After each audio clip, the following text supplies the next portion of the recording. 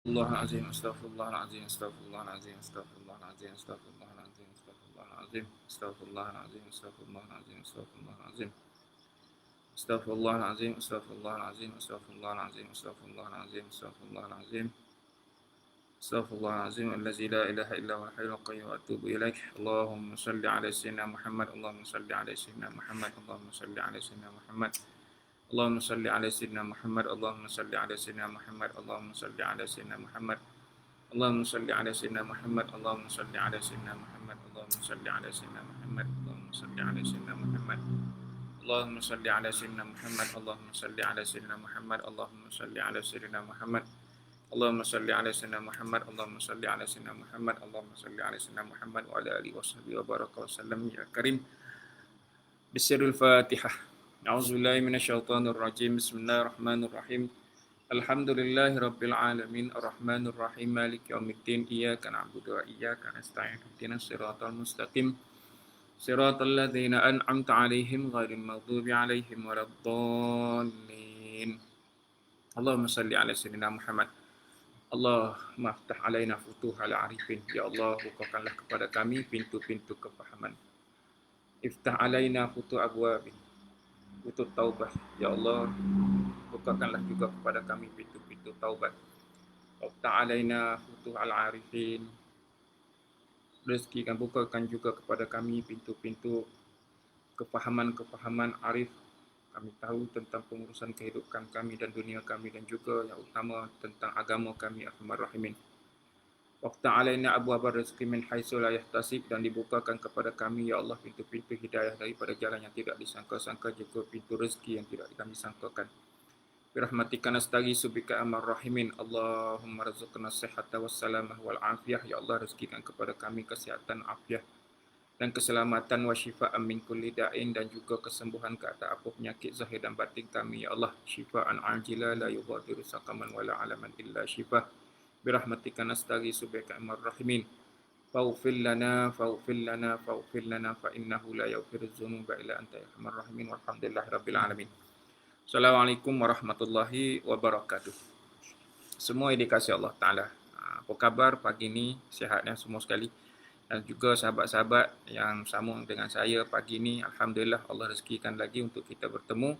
Istiqamah kita untuk bersama setiap pagi pengisian daripada kuliah subuh Ramadan ini, hari yang ke-20. Masya-Allah, tabarakallah. Kita Allah rezekikan sampai ke hari ke-20 ni. Allah Akbar. Maksud kita berbaki 10 hari ataupun 9 hari. Allahu Akbar, Allah Akbar, walillahilham. Cik Reduk, waalaikumsalam warahmatullahi, dan semua sekali lepas dari salam daripadanya lah. Assalamualaikum. Allahu Akbar. Semua sekali sihat ya. Allah Akbar. Masya-Allah, tabarakallah, sana khaliqin. 10 hari lah. 10 hari ataupun 9 hari lagi kita berbaki untuk pulun, untuk berusaha, untuk apa sahaja, untuk kita mencari sesuatu yang Allah Ta'ala sediakan kepada kita untuk Ramadan 2020 kali ini. Waktu saya tanya Baba tu lah, saya ada cerita, saya telefon Baba tu, orang daripada petani dianya, tapi orang alim lah. Jadi ada dekat Kota Baru ni. Di Kota Baru lama dah. Cuma saya tanya dia, apa yang patut saya buat dengan persediaan Ramadan ni tak? 10 yang terakhir ni. Itu dia kata, kita dah mula sebenarnya. Daripada 1 Ramadan tu kita dah start dah. Kita dah mula dah. Cuma masuk 10 yang terakhir ni, bahasa kita apa panggil apa? Cawak lah. Cawak kotai. Pulung sungguh, berkilah kain. Soalannya macam tu. Berkilah kain. Istilah pakai dah. Maksud nak bagi tahu sungguh-sungguh dah. Pulung dah sampai ke akhir ni dah. Masya-Allah, tabarakallah, sana khaliqin. Jadi semua yang dikasihi Allah Ta'ala, dalam kita nak memahami dan kita nak mencapai kepada 10 yang terakhir ini, semuanya atas usaha kita dan apa yang Allah Ta'ala tentukan nanti. Insya-Allah. Jadi usahalah, usaha sedaya mampu.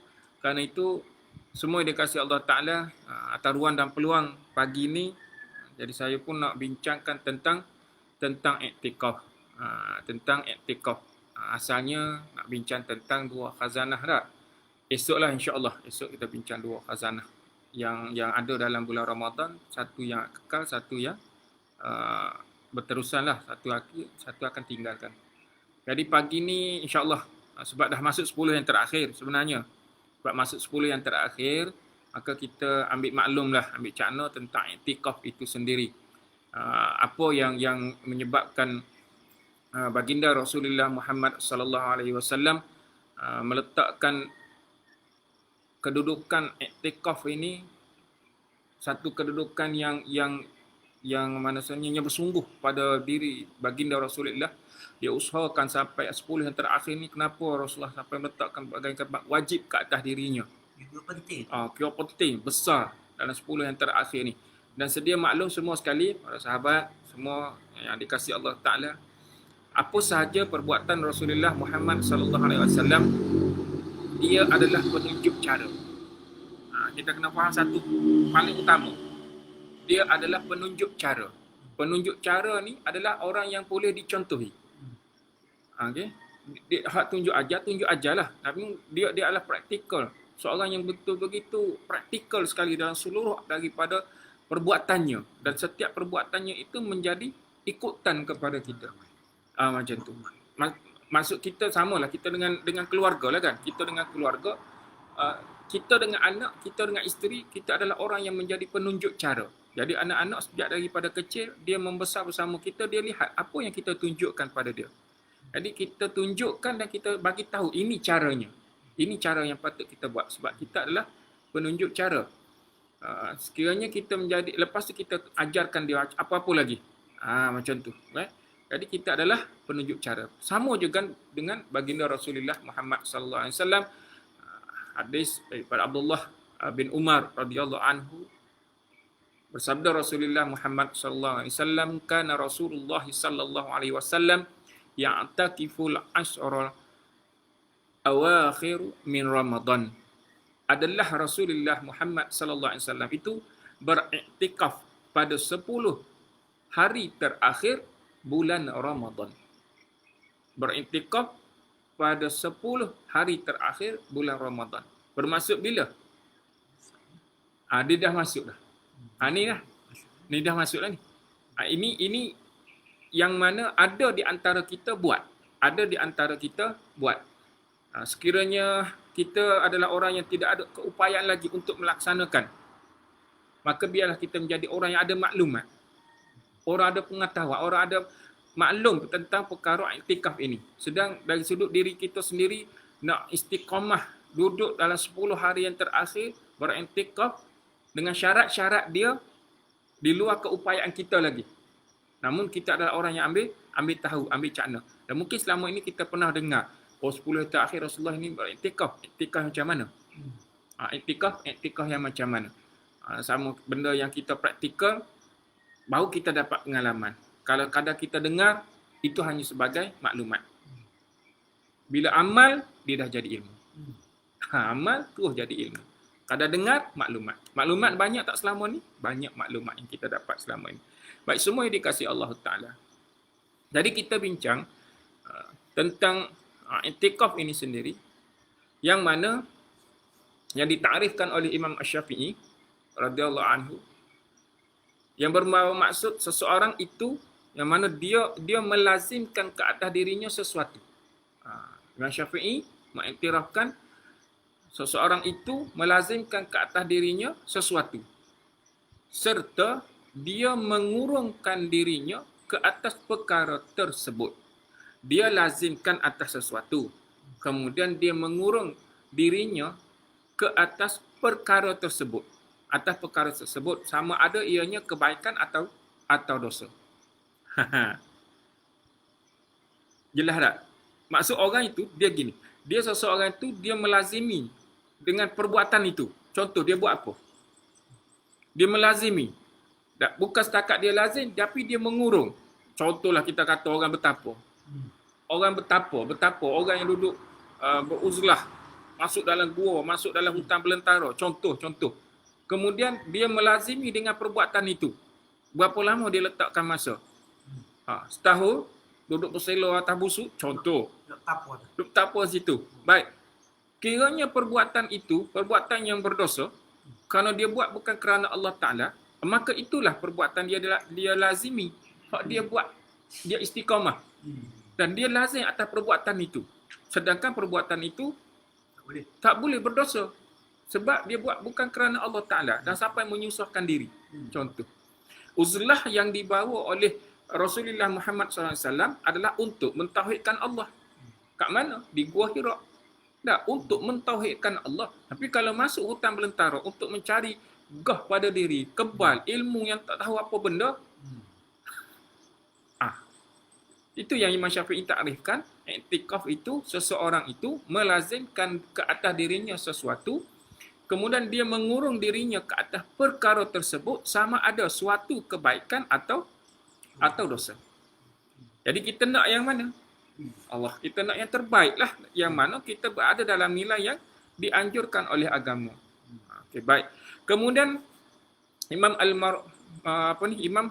Al-Mawardi radhiyallahu anhu yang mana menjelaskan, menerangkan tentang i'tikaf ini adalah menetap atau tinggal di atas sesuatu sama ada ianya perkara kebaikan ataupun suatu dosa. Dekat tak dengan Imam Syafi'i pun kata macam tu juga. Mana dia menetap atau tinggal di atas sesuatu. Dia menetap, duduk situ lah, menetap. Sama ada perkara kebaikan atau suatu yang berdosa. Kemudian Imam At-Tabari radhiyallahu anhu yang menerangkan tentang i'tikaf ni pula, katanya ukuf asalnya adalah menetap. Ukuf, akaf, kan? Kata i'tikaf itu menetap, dan seorang yang mengurung dirinya ke atas sesuatu. Dia adalah menetap dan seseorang itu mengurung dirinya atas sesuatu. Itu pengertian i'tiraf, i'tiraf. Allahumma salli ala. I'tikaf yang dibawa oleh para alim ulama. Menetapkan, membawa maksud bagaimana rupa i'tikaf itu. Rupanya begitu.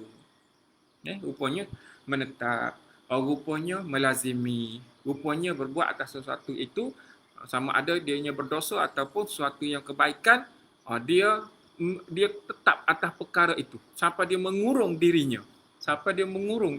Allah.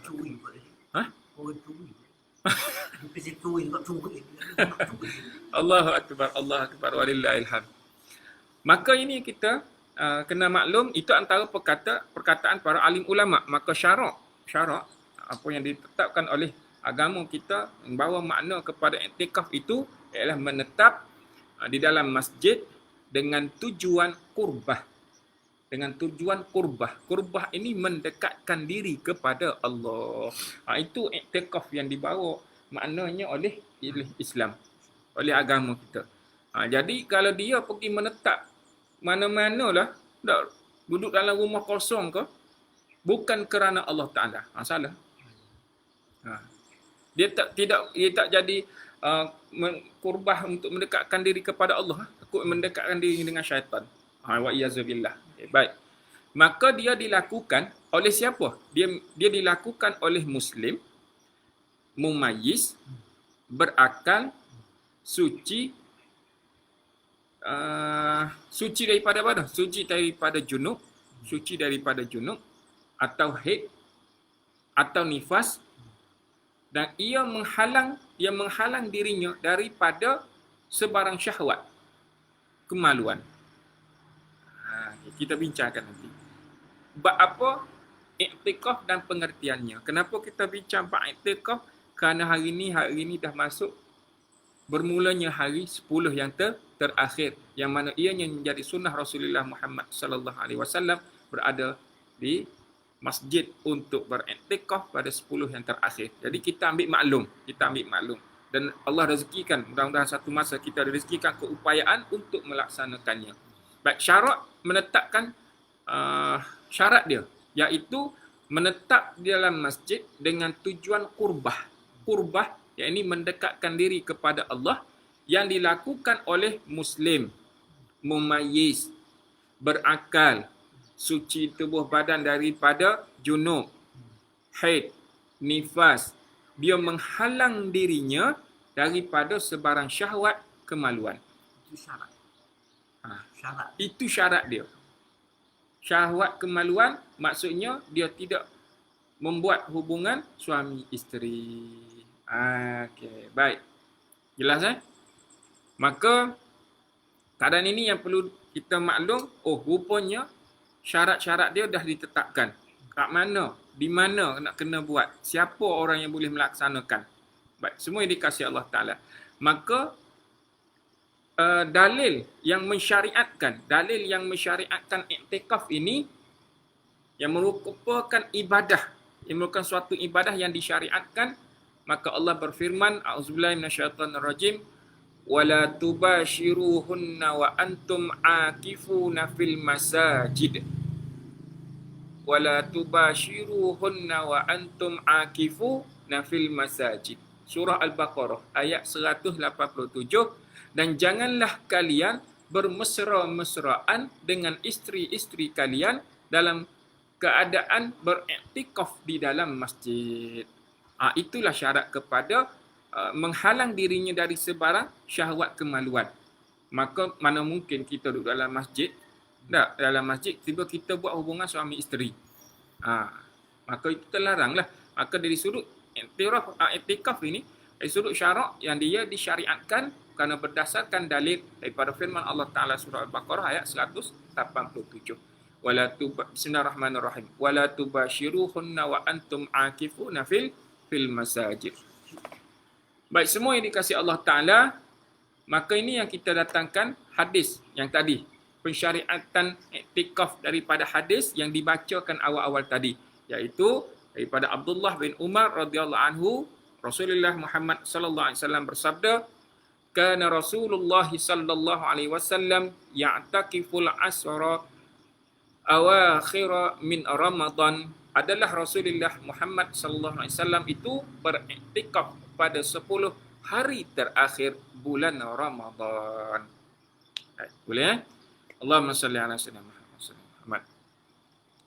Hadis yang diriwayat pula oleh daripada Ummul Mukminin Aisyah radhiyallahu anhuma, bersabda Rasulullah Muhammad sallallahu alaihi wasallam, kana ya'takiful asharal awakhir min Ramadan hatta tawaffahu Allah azza wa jalla summa i'taqafa azwajuhu min ba'dih. Adalah baginda Rasulullah Muhammad sallallahu alaihi wasallam itu beriktikaf pada 10 hari terakhir bulan Ramadan sehinggalah baginda wafat. Maksudnya sepanjang tahun Rasulullah Muhammad sallallahu alaihi wasallam beriktikaf. Beriktikaf. Kemudian para isteri baginda turut beriktikaf selepas kewafatan baginda. Maknanya benda ni berterusan. Kita iktikaf tak kalau duduk dalam masjid? Kena niat. Itulah sampai tahap kena niat. Walaupun seketika menetap kita duduk dalam masjid tu untuk mengambil dalil pensyariatan dia itu sebagai suatu ibadah, masuk je dalam masjid, solat tahiyatul masjid, kemudian nawaitul i'tikaf fi hadzal masjid lillah ta'ala. Aku beriktikaf, aku menetap, duduk, mengurungkan diri. Masalah kita nak naik tu boleh tak begini? Macam mana? Masa nak naik tangga ni kan boleh niat tak? Tak sampai tempat lagi. Tak sampai tempat lagi. Sebab dia maknakan tadi menetap. Menetap maksudnya kita berada di tempat itu. Tempat sini. Ada tempat. Maksudnya di mana? Iktikaf ini mesti di masjid. Sebelum semaya ke atau sesudah semaya? Mula-mula masuk sahaja. Masuk sahaja, lepas solat tahiyatul masjid tu terus kita niat iktikaf. Sebab kita disyariatkan juga adalah dengan solat tahiyatul masjid sebelum duduk. Buat solat tahiyatul masjid lagi sebelum duduk. Duduk itu selepas bagi salam, maka baru kita niat iktikaf. Boleh? Itu iktikaf dekat masjid-masjid yang mana kita lazimi dalam solat-solat fardu ataupun selama kita mengunjungi masjid. Yang ini khusus. Ini khusus sebab 10 yang terakhir, sebab ambil masa 10 hari duduk beriktikaf dengan syarat-syaratnya. InsyaAllah. Baik. Maka apa hukum dia? Imam Nawawi rahimahullahu ta'ala meletakkan hukum iktikaf adalah sunnah muakkad, iaitu suatu yang sangat dituntut. Sunat muakkad untuk kita, Allah tabarakallah sedikit, untuk melakukannya. Dituntut sangat-sangat. Ianya disunatkan pada keseluruhan waktu, manakala pada 10 hari yang terakhir pada bulan Ramadan ianya lebih dituntut. Maksudnya sekiranya kita ni daripada 1 Ramadan dah berada dekat masjid contoh, maka dituntut kita berada sepanjang seterusnya Ataupun Ah. selama-lama. Kalau duduk kat sudah situ. mati. Namun pada 10 yang terakhir itu lebih lagi dituntut. Lebih lagi dituntut. Makanya kalau 10 hari pertama Ramadan, mungkin kita akan keluar masuk. Ya. Tak. Masuk 10 yang terakhir, menetap kita di situ. Menetap, mengurung. Menetap dan mengurungkan diri. Menetap dan mengurungkan diri. Tak apa, kita bincang syarat-syaratnya. Dengan tujuan mengikut apa yang ditunjuk cara oleh baginda Rasulullah Muhammad sallallahu alaihi wasallam, dan dengan tujuan yang seterusnya adalah mencari Lailatul Qadar. Itu tujuan. Dia ada kita punya matlamat dia. Apa kita buat begini kena begini.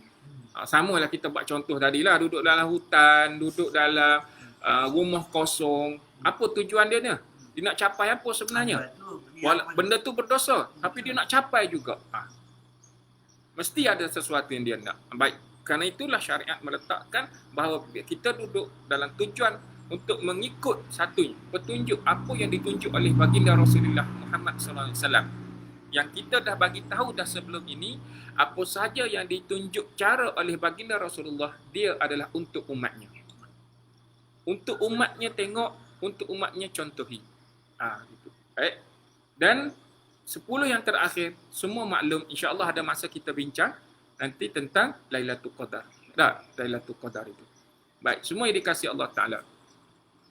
Maka Imam Nawawi rahimahullahu ta'ala terus berkata lagi, sesiapa yang ingin mengikut petunjuk Rasulullah Muhammad sallallahu alaihi wasallam dalam beriktikaf pada 10 hari yang terakhir bulan Ramadan, hendaklah, dengar syarat-syarat dia.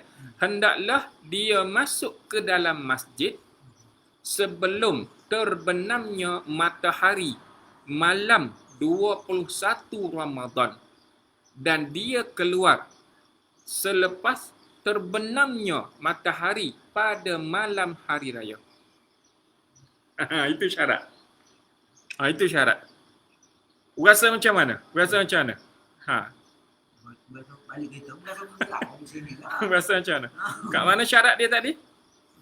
Syarat dia tadi iaitu masuk dalam masjid sebelum terbenamnya matahari pada malam 21. Hari ni hari yang kedua, Hari ni 20. Maksudnya kita akan masuk hari ni ya. Hari ni lah kita masuk. Maksudnya kita dah ada tekad untuk beriktikaf dalam masjid. Nak start bila? Hari ni. Sebelum terbenamnya matahari pada malam 21. Malam ni malam 21 kan? Betul? Malam ganjil yang pertama daripada 10. Hari ni 20. Hari ni 20. Betul. Maksudnya kita masuk hari ni, kita akan bertemu malam pertama. Malam ganjil yang pertama daripada 10 malam yang terakhir. Boleh? Kan kira 30. Kalau sekiranya kira 30. Bulan ni 30. 29. Kalau 29 masuk bila? Tengok. Allahumma salli ala sayyidina Muhammad. Okey. Betul.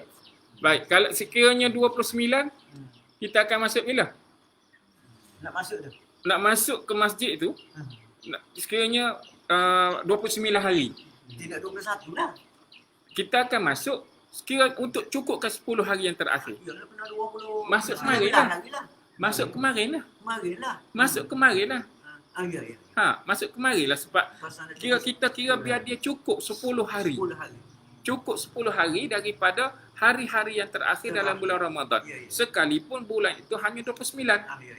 Maka kita masuk semalam lah. Semalam. Semalam lah. Maksudnya malam tadi kita dah pun bermula hari yang pertama untuk beriktikaf. Nah, malam ini jadi hari ganjil yang pertama daripada 10. Itu syarat dia. Lepas tu bila akan keluar? Keluarnya hari raya tu. Malam hari raya. Keluar daripada masjid tu, menetap dan mengurungkan diri kerana mencari keredaan, mencari jalan untuk mendekatkan diri kepada Allah Ta'ala. Itu syarat dia. Paling utama, kurbah tadi. Mendekatkan diri. Kita kurbah kerana Allah Ta'ala. Dalam masa yang sama adalah mengikut petunjuk Rasulullah dan juga untuk mencari Lailatul Qadar. Jelas tak? Itu kiraan dia. Kiranya bulan tu 30, malam inilah. Hari ni hari pertama kita masuk. Tak? Sebab kiranya hari tu bulan 29, semalam lah. Janji cukup 10 hari. Cukup 10 hari. Walaupun 28. 28. Kena masuk awal. Macam itulah. Maksudnya kena cukupkan 10 hari. Baik, semua yang dikasihi Allah Ta'ala, maka yang lebih afdal, dia duduk pada malam raya dalam masjid sehinggalah dia solat hari raya. Itu lebih afdal lagi. Tadi baik dah. Bagus dah. Ada lagi afdal, iaitu duduk pada malam raya dalam masjid sehingga dia solat hari raya. Sampai ke pagi raya tu dia masih ada kat situ. Masih lagi. Ataupun dia keluar daripada masjid menuju ke tempat solat di tanah lapang. Jangan klik rumah. Tak lagi. Sampai tahap begitu. Maksudnya, sampai kan ini apa yang ditunjuk cara oleh baginda Rasulullah Muhammad SAW. Maksudnya sampai ke pagi hari raya, sampai nak solat raya, kan solat raya di tanah lapang. Solat hari raya kan di tanah lapang dulu kan. Baik, kita sekarang dekat masjid. Okey, baik. Maksudnya sampai pagi raya tu. Orang nak solat hari raya tu. Kita masih lagi bersama, selepas itu baru keluar. Okey, ini apa yang disyarah oleh Imam Nawawi rahimahullah taala. Okey, boleh ya? Baik, semua yang dikasihi Allah Taala. Itulah cerita tentang iktikaf beserta dengan hukumnya. Baik. Sunat apa ni? Sunat muakkad. Allahu akbar, Allahu akbar. Kena tanya kita selama ini adakah kita orang yang berupaya untuk melaksanakan? Ada tak kita keupayaan itu? 10 hari ni dengan rukun-rukunnya. Baik, iktiraf, Allahumma salli ala Muhammad. Asyik tersasuk iktiraf, iktikaf. Allahu akbar. Baik, iktikaf mempunyai rukunnya sendiri. Okey, rukun-rukun iktikaf ini ada 4. Rukun iktikaf tu ada 4. Baik, semua yang dikasihi Allah Ta'ala, maka rukun iktikaf itu syarat yang pertama mu'takif.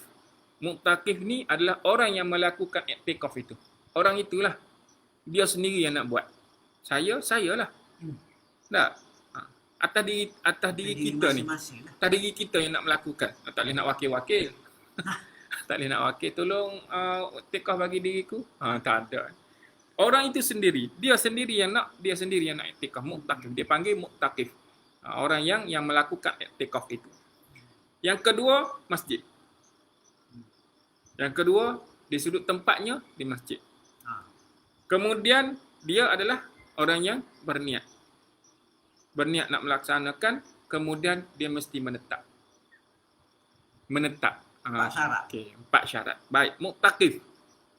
Rukun dia, pertama mu'takif, disyaratkan bagi sesiapa hendak melakukan iktikaf ini, dia mesti Muslim, dia berakal, suci dari sebarang hadas besar, seperti contoh yang kita terangkan tadi. Apa dia?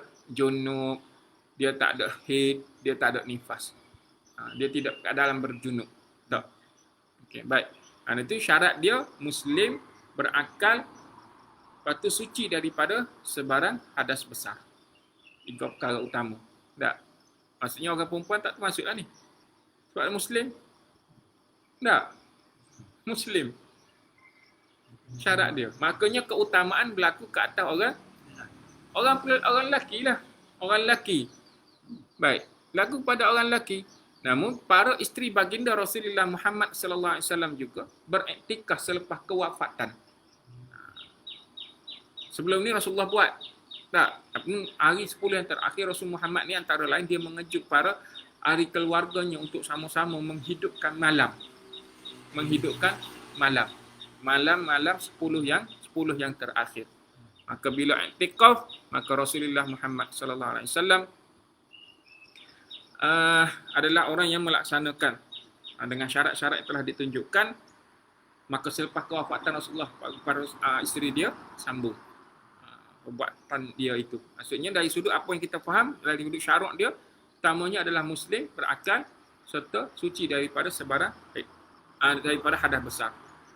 Bahawa tidak sah bila dilakukan oleh orang kafir ataupun orang murtad. Tidak sah jika dilakukan oleh orang gila, orang pengsan, hilang akal. Tak. Kanak-kanak. Boleh? Dalam keadaan dia kotor, dalam keadaan dia berjunub, maka tidak sah belaka semua tu. Tak. Tiba dekat masjid ada orang yang tak siuman, orang gila duduk dalam masjid pada 10 yang terakhir. Oh, rajin dia i'tikaf. Tak dikira. Tak dikata orang rajin orang dia i'tikaf. Tak cukup syarat. Okey. Boleh? Sedap tak cukup syarat. Baik. Yang kemudian kedua, masjid. Kedua adalah masjid. Maka rukun i'tikaf hendaklah dilakukan di dalam masjid. Kalau dia buat kat rumah, tidak sah. Tidak sah. Kiranya dia bangun pukul 3 pagi sekalipun, menjelang subuh sekalipun, dia buat dengan penuh imanan wahtisaban dalam syarat sebuah Ramadan dan puasa itu sendiri, namun tidak sah sekalipun dia niat i'tikaf. Tak jadi sebab dia bukan duduk dekat masjid. Bukan duduk dekat masjid. Dia dikira dia adalah orang yang qiyam. Kadang dia yang qiyam lah, apa dia? Orang yang menghidupkan malam dengan ibadah yang dilakukan. Okay. Boleh? Pasal dulu. Sebab dia duduk di rumah, maka mesti dilakukan di masjid. Tidak sah jika dia meninggalkan rukun. Yakni dengan firman Allah Ta'ala, A'udzubillahi minasyaitonirrajim, wala tubashiruhunna wa antum akifuna fil masajid. Dan janganlah kalian bersetubuh dengan isteri-isteri kalian dalam keadaan kalian sedang beriktikaf dalam masjid. Maka iktikaf Allah Ta'ala bagi tahu mesti dalam masjid. Itulah berdasarkan petunjuk Rasulullah Muhammad sallallahu alaihi wasallam, dia beriktikaf juga adalah dalam masjid. Dikira sah juga, sah. Dikira dulu boleh juga beriktikaf di mana-mana masjid, sama adanya masjid i'tikaf atau masjid jami', masjid utama kat sana. Kalau kita ni kampung Matahari tak? Masjid utama kampung Matahari tu, contoh masjid tempat Jumaat. Itu satu. Tempat Jumaat. Yang itu lebih utama dan afdal. Tempat masjid itu, tempat buat Jumaat itu lebih utama dan lebih afdal. Boleh? Manakala jika masjid itu pula didirikan solat 5 waktu tanpa solat Jumaat, masjid itu dikira sah bila beriktikaf dalamnya. Masjid kita duduk ni lah. Masjid sekarang ni kan asalnya surau tak? Naik taraf kepada masjid. Tapi masjid ini adalah masjid iktikaf. Kita istilahkan masjid iktikaf. Apa dia? Masjid yang mana didirikan solat 5 waktu namun tiadanya solat Jumaat. Mana-mana masjid lah. Ataupun surau. Surau itu didirikan solat 5 waktu penuh namun tak didirikan solat Jumaat. Boleh niat iktikaf di situ. Boleh niat Jumaat, niat iktikaf di situ. Sebab walaupun dia tidak solat Jumaat, namun dia didirikan solat 5 waktu. Boleh? Yang afdalnya masjid utama. Masjid jami' itu sendiri. Boleh tak? Masjid Mata Air lah. Masjid Mata Air lah kalau kita kampung sini, Masjid Mata Air. Masjid yang kita duduk sekarang ni, masjid tempat kita mendirikan solat 5 waktu sebab kita boleh juga niat iktikaf di sini. Dan saya pernah dengar, ini antara perkara yang dibincangkan secara khusus. Maksudnya ada satu apa ni nak bagi tahu, Allahumma salli ala Muhammad. Sekiranya dalam rumah, ini pengkhususan dalam rumah dia ada tempat khas ibadah. Dalam rumah kita, contohlah dalam rumah seseorang itu dia ada tempat khas untuk dia beribadah kepada Allah Taala, tempat dia beruzlah. Dalam rumah dia ada bilik dia khas, ada dia ibadah kan, ada mihrab dia tertentu. Dia boleh niat di tempat kawasan dia duduk tu sebesar sejadah, 10 kaki. sebesar sejadah tu, ruang yang tempat dia duduk tu, dia boleh niat sebagai itu adalah masjid untuk dirinya. Tempat dia sujud. Tempat dia sujud yang mana khusus ke atas dirinya dan dia boleh iktikaf kat situ. Yang ini perbahasan ada sampai peringkat yang tertentu lah. Kita tak galakkan bagi kita orang awam biasa ni dia pun nak buat macam tu sedangkan kita bukan ahli ibadah yang khusus. Dan tempat itu pula bila dia diniat sebagai masjid, dia tidak boleh duduk oleh orang yang berjunuk dalam hadas besar. Tak boleh, dia kena jaga sungguh tempat itu. Arwah yang saya ingatnya sebab arwah atuk sebelah arwah ayah. Dia ahli ibadah. Dia ada tempat khusus dia. Dalam kita panggil apa, orang Kelantan panggil balasah. Surau.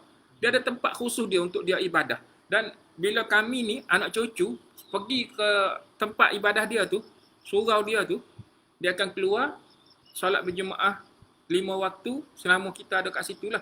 Zuhur ke kita ada, asar ke kita ada, dia solat 5 waktu.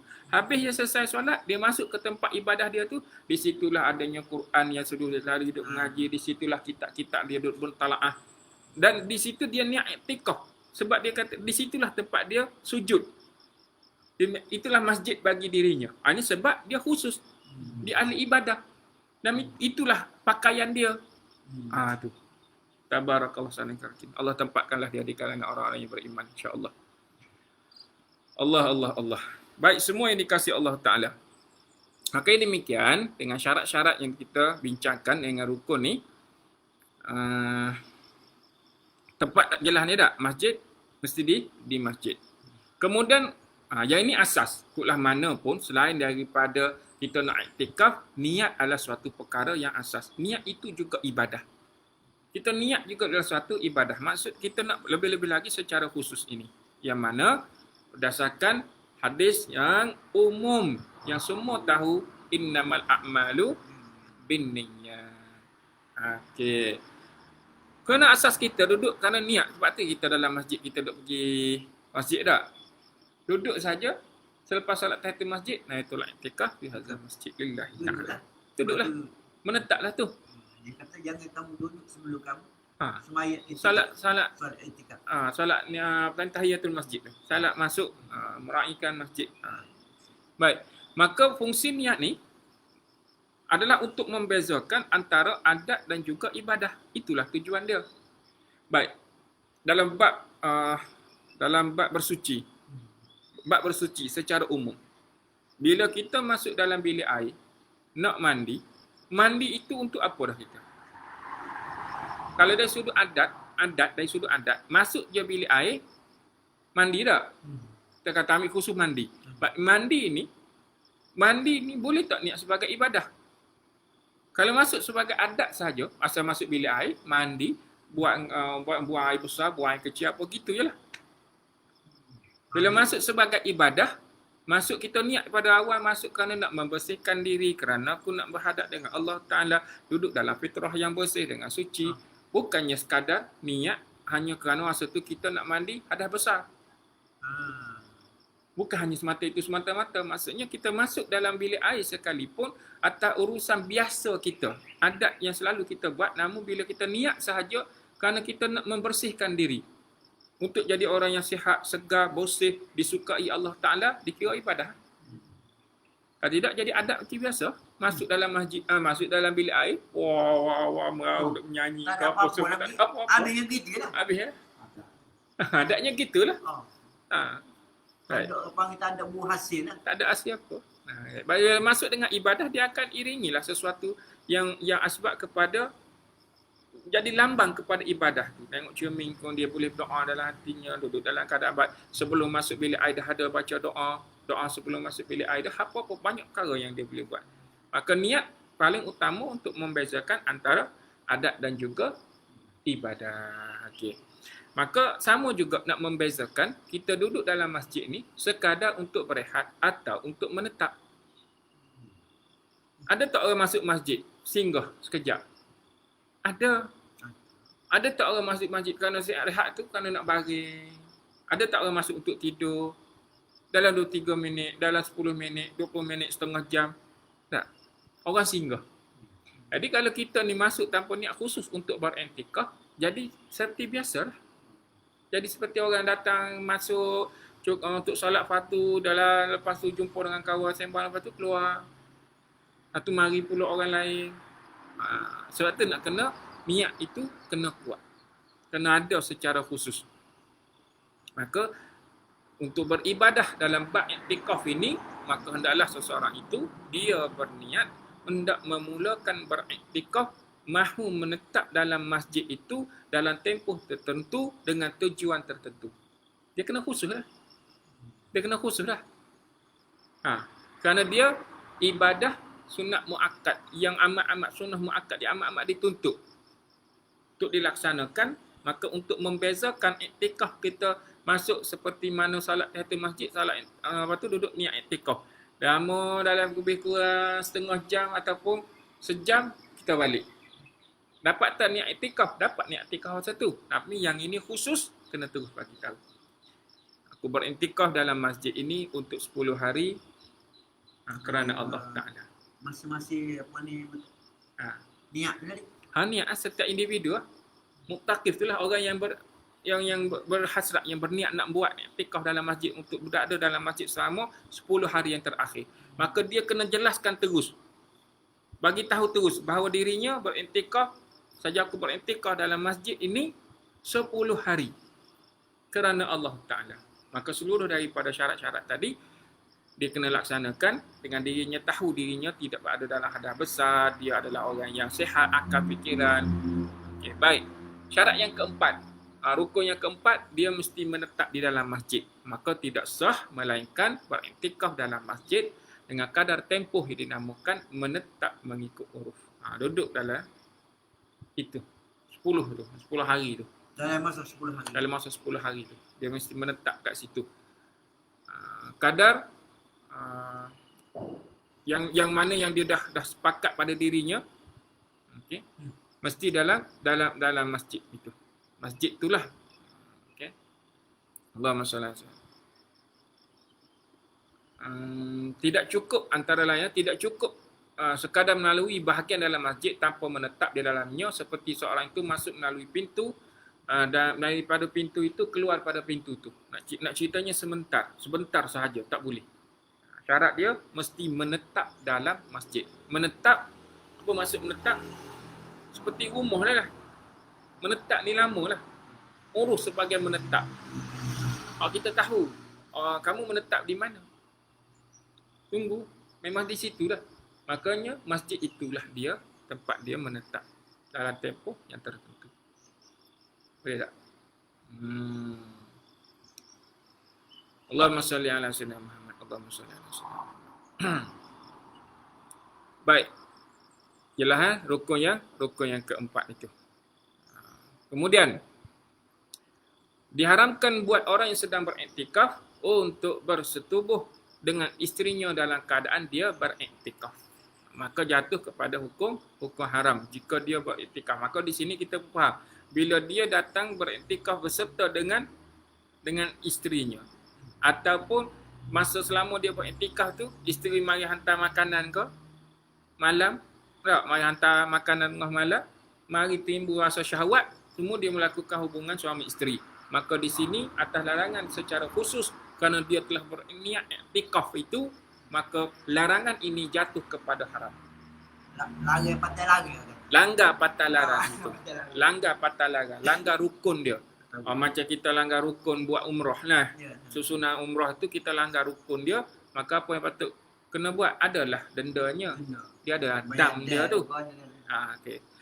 Rujukan dia tadilah dengan firman Allah Taala, Bismillahirrahmanirrahim, wala tubashiruhunna wa antum akifuna fil masajid. Janganlah kalian bersetubuh dengan isteri-isteri kalian dalam keadaan sedang beriktikaf dalam masjid. Itulah larangan ini secara khusus sekiranya langgar haraman apa ni, jatuh hukum haram berlaku kat sini.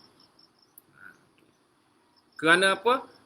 Dia larangan ini menunjukkan haram itu kerana an-nahi yughidu tahrimu. Larangan itu membawa pengertian pengharaman. Setiap larangan itu sebenarnya membawa kepada hukum haram.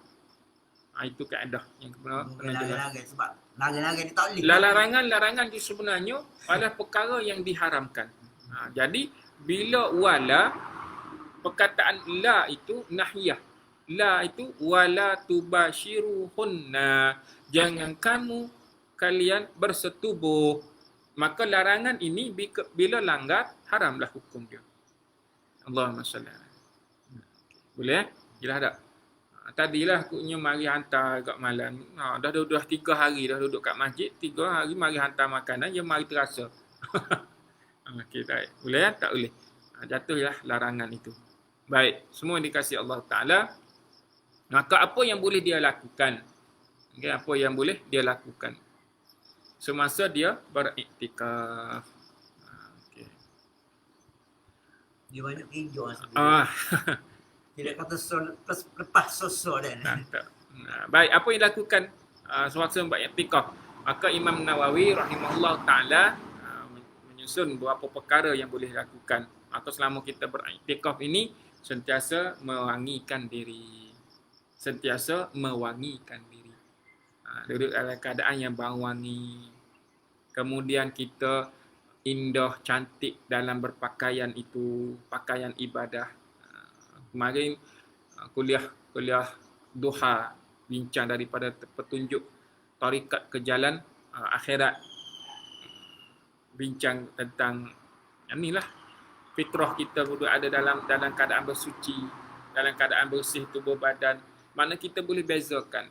Ini pakaian ibadah, ini pakaian sukan, ini pakaian kerja, ini pakaian nak pergi kenduri, ini pakaian gini tak? Contoh, kalau sebanyak-banyak pakaian tu kita boleh susun mengikut kategori, kenapa pakaian ibadah kita tak cakna? Nak pergi makan gula kat comel. Nak pergi makan gulai, nak jumpa orang, nak meeting apa semua kemah, cantik, indah. Bila nak solat, kadarnya ada sahaja. Bila nak ibadah, kadar-kadar itu sahaja. Ada yang pekat sampai macam mana? Hanya ambil kain sarung, tinggikan sedikit atas dada. Berkembang. Kembang ni berkembang. Tak panggil tak? Letak atas ni, ambil kain tuala, letak atas bahu. Tabarakallahu ahsanul khaliqin. Mandi, solatlah dengan keadaan itu. La ilaha illallah. Nak keluar pergi berjalan, comel-comel. Nak keluar solat, la ilaha illallah. Cantiklah jumpa makhluk, nak jumpa Allah Ta'ala, qadar-qadar sahaja. Tak? Allah tak kemah. Dahlah tak berbau wangi, tak kemah pula. Boleh? Maka kita adalah orang yang duduk dalam adab itulah. Duduk dalam adab itu untuk kita menghadapkan diri, bertawajuh kepada Allah Ta'ala dengan pakaian ibadah. Sekalipun pakaian itu pakaian kerja, kita orang yang bekerja, nak balik kerja, ataupun waktu bekerja, masa tu kita nak menghadapkan diri untuk solat. Mewangikanlah pakaian itu. Keluarkanlah sikit-sikit habuk apa semua sekali. Indahkan. Biar nampak kemas. Saat itu. Ondeh ni pakaian kerja saya. Bukan isu pakaian kerja itu sebab kamu memang dah kerja dengan pakaian itu. Tapi ada tak syarat yang lain? Ada. Wangikanlah sikit. Kemaskanlah sikit. Biar nampak kita memang nak beribadah. Khusus. Tabarakallah ahsanul khaliqin. Tak? Allahu akbar, Allah akbar. Boleh ya? Biar tahu beza sikit. Biar tahu beza. Mana pakaian ibadah, mana pakaian untuk kita nak kata apa? Bekerja dalam urusan dunia kita. Boleh ya? Walaupun apa yang kita pakai sekalipun biar nampak kemas. Itu yang paling utama. dan nampak kemah. Ada qadar-qadar yang kita boleh buat. Ada satunya kisah Rasulullah Muhammad SAW didatangi oleh seorang perempuan. Dia kata, aku tak ada pakaian lain. Inilah satu-satu pakaian yang aku ada. Sedang aku sekarang haid. Perempuan. Inilah pakaian yang aku ada. Tak ada pakaian lain. Maka apa yang boleh aku lakukan? Selepas kamu bersih, habisnya haid itu, bersihkanlah pakaian itu. Bersihkan pakaian itu, pakailah yang itu. Dah dia tak ada yang lain. Dah dia orang susah. Pakai yang selai saja. Maka bersihkan. Nak menunjukkan apa? Walaupun dia haid, bila selesai saja urusan haid itu, bersihkan, duduk dalam keadaan yang suci, fitrah yang baik. Lakukanlah. Nilai dengan ibadah kepada Allah Ta'ala. Kemudian bila boleh makan dalam masjid, dia boleh sebab bila i'tikaf ini, dia niat untuk menetap dalam masjid, makanya makan minum dia dalam masjid itulah. Maka bila dia makan minum dalam masjid itu, maka afdalnya dia dialas dengan safrah. Safrah lah. Kita panggil safrah. Seperuh. Kai seperuh. Kalau saya panggil seperuh. Baik. Ada alas. Kalau bahasa surat kata Safrah. Kain lapik. Adanya alas lah, plastik ke apa. macam Mekah. Dalam tak dulang ke dalam talam ke lebih kurang tak. Dalam talam ke gitu tak. Boleh Maka sebab apa dia makan kat masjid pada ruang yang khusus? Kerana dia dah menetap. Dia memang nak duduk dalam tu. Dia tak keluar sehingga dia tempoh yang telah ditetapkan. Makanya 10 yang terakhir ini, mana 10 hari. Boleh kalau dia ni adalah orang yang nak rajin berbekam, dia boleh berbekam dalam masjid dengan syarat selamat daripada kotoran darah bekam itu sendiri. Nak berbekam pada ruang-ruang yang khusus. Boleh. Boleh untuk beriktikaf dengan mengahwinkan orang lain. Orang yang beriktikaf, tiba dia yang beriktikaf tu imam. Yang beriktikaf tu imam. Tu imam pula juru nikah. Orang mari nak nikah, boleh. Tak apa. Boleh. Tak ada isu, boleh. Jangan pula dalam akad ihram. Akad ihram rukun lain tak boleh. Nak kahwin tak boleh, nak akad nikah tak boleh, jadi saksi tak boleh. Tu lain, tu rukun-rukun yang perlu kita jelas dah faham. Jadi i'tikaf ni pula boleh. Yang i'tikaf tu imam, dia pula juru nikah. Boleh, tak ada isu. Maka dia berlaku. Dia boleh. Okay. Kemudian dia boleh membaca Al-Quran dan mengulang kaji lah. Itu kaji-kaji ilmu apa semua. Ini antara syarat utama lah kan. Selama beriktikaf dalam masjid itu, banyakkan membaca Al-Quran dan juga pengajian-pengajian yang lain lah. Okay, baik. Boleh berlaku jual beli. Boleh berlaku jual beli. Sekiranya selama dia beriktikaf, ada orang mari menjual sesuatu, maka Kita nak beli. kita nak membeli, maka lebih baik di luar kawasan tu sikit. Ulama tidaklah duduk orang kata apa betul-betul dalam masjid. Sebabnya urusan jual beli dalam masjid ni kan makruh, tidak dibenarkan tak. Jadi ambil ruang. Ambil ruang. Bawah negara. Okey, ambil ruang. Tapi dia mesti lagi dalam kawasan masjid. Dia tak boleh keluar daripada zon masjid itu sendiri. Satu hari masa saya bertugas masuk tugas di Masjid Station 24, Masjid Al-Ihsan ni, saya jemput seorang ceramah masa tu, Habib Najamuddin, bagi kuliah maghrib khas. Habis je selesai waktu makan, tiba Habib tanya, "Ustaz, mana masjidnya?" Kita nak faham macam mana. Tadi datang kuliah dekat masjid tak? Datang kuliah dekat masjid. Lepas tu keluar sikit untuk ruang makan tak? Dia pun tanya, mana masjidnya? Nak faham macam mana? Nak uji ke mana dah? Mana kawasan masjid? Kawasan. Baik. Bila kita, lazimnya, umumnya kita tahu, bila masuk je pagar tu, masjid dah. Kawasan masjid dah. Masjid. Masuk je pagar kawasan masjid dah kan? Masjid lah. Lepas tu, mana bila ditanya mana kawasan masjid? Rupanya apa? Kawasan yang kita tetapkan secara khusus itulah yang masjid, kita boleh niat i'tikaf dalam itu. Maksudnya, kalau kita kata ni masjid, ni masjid tak? Kita dah niat masjid ke sini kan? Nak kira tangga tu kira masjid tak? Tangga bawah tu nak kira masjid? Tak kena tu dah. Tak kena. Tempat parking motor masjid. Dia kata kawasan masjid bawah. Kawasan masjid, kena jelas kat sini. Tempat dia boleh iktikaf. Boleh niat iktikaf dan ada pahala kerana niat iktikaf itu. Maksudnya kita naik ke atas sini lah boleh kita. Boleh digazetkan. Boleh kita tetapkan. Bila kita kata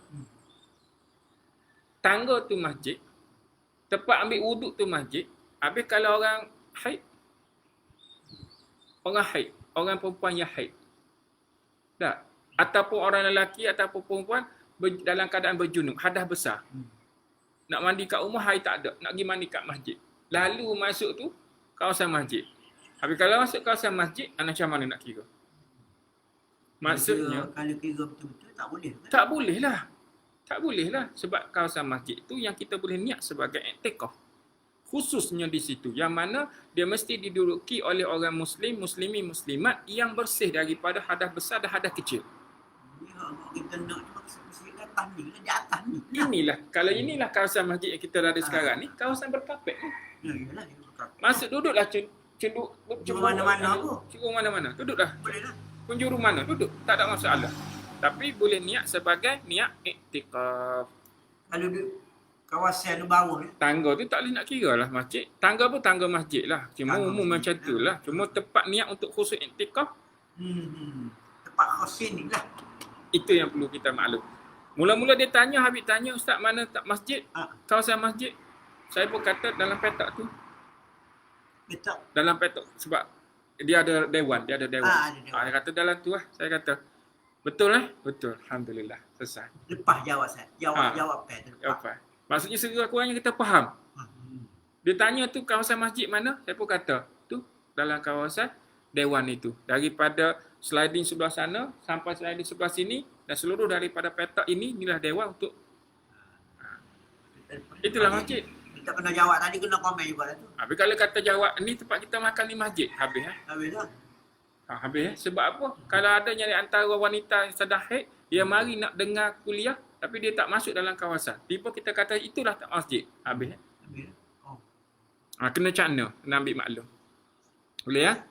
Allahu akbar. Allahu akbar. Walillahi tabarakallah sana sadiqin. Silap lah kita kalau tak. Boleh ya? Baik, maka semua yang dikasihi Allah Taala, kita bincang apa pagi ni? Kita bincang tentang iktikaf. Okey, kerana apa bincang tentang iktikaf? Kerana waktu inilah kita ambil ruang dan peluang untuk meletakkan diri kita sebagai orang yang bertekad, berniat, berusaha dan boleh melapangkan diri dengan tujuan untuk beribadah kepada Allah Ta'ala semata-mata, nak merapatkan diri kepada Allah semata-mata dengan niat ibadah, dengan niat sebagai ibadah, bukannya adat. Niat sungguh-sungguh. Baik, untuk apa tadi? Untuk kurbah. Apa itu? Mendekatkan diri kepada Allah. Kurbah semata-mata. Dengan niat yang khusus, dengan rukun dia apa tadi? Rukun dia mesti muktakif, yakni orang yang melakukan iktikaf, kemudian mesti lakukan di dalam masjid dengan niat secara khusus. Tujuan dia, matlamat dia kena ada dan dia mesti menetap dalam tempoh yang telah disepakati dengan niat dia itu. Okey, 10 hari. Matlamat dia mengikut petunjuk Rasulullah Muhammad sallallahu alaihi wasallam dan dengan tujuan juga untuk mencari Lailatul Qadar. Boleh Allahumma salli ala sayyidina Muhammad. Lepas tu diikutilah dengan ibadah-ibadah yang kita lakukan selain daripada baca Quran, solat-solat sunat, zikir-zikir selama berada dalam masjid itu. Maksudnya inilah ruang dan peluang untuk kita berkhalwah, kita bersendiri-sendirian sungguh-sungguh untuk mendapatkan keredaan Allah Azza wa Jalla. Baik, semua yang dikasihi Allah Ta'ala, mudahan perkongsian tentang iktikaf, pengertian dia, mengikut alim ulama kata apa yang dibicarakan oleh syarak, kata macam mana, dan segala apa yang mengikut rukun-rukun dia, dan apa yang kita boleh buat, apa yang kita tak boleh buat, bagaimana larangan itu sampai kepada jatuhnya haram. Maka semua yang dikasihi Allah Ta'ala, kita selama ini bertanyalah pada diri, adakah kita selama ini ada ruang dan peluang untuk melakukan perkara ini. Bila kita kata kita ni orang bekerja, kita ni orang yang dengan urusan dunia yang sesuatu yang mana kita masih lagi buat kan. Mampu tak? Bila ada keupayaan, kemampuan, usahakanlah. Moga suatu masa nanti kita mampu untuk melakukannya. Sebab kena hitung paling utama, maksudnya dicapai adalah dia adalah mengurungkan diri. Dengan menetap itu dengan mengurungkan diri. Dengan perkara kurbah tadi. Itu yang paling utama kena letak. Faham sungguh. Bukan kata hanya masuk kejap daripada walaupun dikira sehari. Dikira iktikaf itu. Dalam bab menetap itu. Daripada masuk pagi, subuh tadi, dia keluar maghrib. Namun ada pendapat lain yang mengatakan tak ada dikira. Baik. Pasal syarat tak cukup dah. Tak cukup. Pokoknya satu hari tu. Daripada pagi tu dia petang baru nak keluar. Baik. Itu antara paling ringan lah. Tapi cuma nak bagi tahu, kena faham bila iktikaf ini, dia perkara yang Masya Allah. Tekad dia memang bulat. Sungguh-sungguh kena buat. Aku nak kata dia nak buat tak sih gerak mana-mana. Tak keluar. Tak keluar. Sampai makan minum kita dihantar. Seperti apa yang berlaku yang dilakukan oleh baginda Rasulullah saat dia beruzlah dalam Gua Hira itu sendiri, makan minumnya dihantar oleh isterinya Siti Khadijah binti Khuwailid. Masya Allah, tabarakallah su'an khalikin. Baik semua yang kasih Allah Ta'ala, terima kasih pagi ini dengan perbincangan kita pagi ini, mudahan dapat maklumat dan peringatan kepada saya dan maklumat kepada semua yang bersama. Mudah-mudahan kita adalah orang yang senantiasa berusaha dengan 10 yang terakhir ini. Sekiranya tiada keupayaan untuk beriktikaf sekalipun, jadilah orang yang berupaya untuk qiyam. Yakni bangun malam, usaha dengan sedaya mampu untuk menghidupkan malam kita, kurangkan sedikit tidur kita, syarat untuk ke syurga Allah Ta'ala. Seperti mana kita bincang dalam surah Nazi'at lah. Kita bincang sebelum ni kan. Tabarakallah sani khalikin. Hidupkan malam kita 10 yang terakhir ini dengan sebaik mungkin, dan Allah akbar walillahil hamd. Mudah Allah Taala rezekikan kepada kita untuk bertemu dengan Lailatul Qadar, bertemu Lailatul Qadar insya-Allah. Esok ataupun lusa kita bincang dengan tajuk sedikit selingan dengan Lailatul Qadar ini, dan apa yang boleh kita bincangkan lagi sehingga menjelang pada 10 yang terakhir hingga akhir Ramadan. Mudah-mudahan kuliah subuh ini dapat berterusan hingga ke hari terakhir insya-Allah taala aminin. Mudah Allah Taala rezekikan keupayaan juga kepada saya, kesihatan, kelapangan masa untuk semua sekali, dan yang istiqamah daripada awal hingga ke akhir. Allah barakallahu fikum jami'a. Allah berkati ke atas semua usaha kita, dan terimalah ya Allah amal soleh yang kami lakukan ini adalah satu daripada usaha kami untuk mendapatkan keredaan daripada Allah Azza wa Jalla. Bismillah walhamdulillah wa kafa billahi syahida. Allahumma salli ala sayyidina Muhammad wa ala alihi wa sahbihi wa baraka wasallam. Ighfir lana hubana wa khatayana wa lana min amrina rasyada. Allahumma inna nas'aluka ridhaka wal jannah wa na'udzubika min sakhatika wan nar. Allahumma innaka afuwun karimun tuhibbul afwa fa'fu anna ya karim rahmatika ya arhamar rahimin. Waghfir lana fa innahu la yaghfiruz dzunuba illa anta ya arhamar rahimin. Wa sallallahu ala sayyidina Muhammad walhamdulillahi rabbil alamin. Mohon maaf daripada saya salah silap. Barakallahu fikum jami'ah. Assalamualaikum warahmatullahi wabarakatuh. Boleh berapa ini?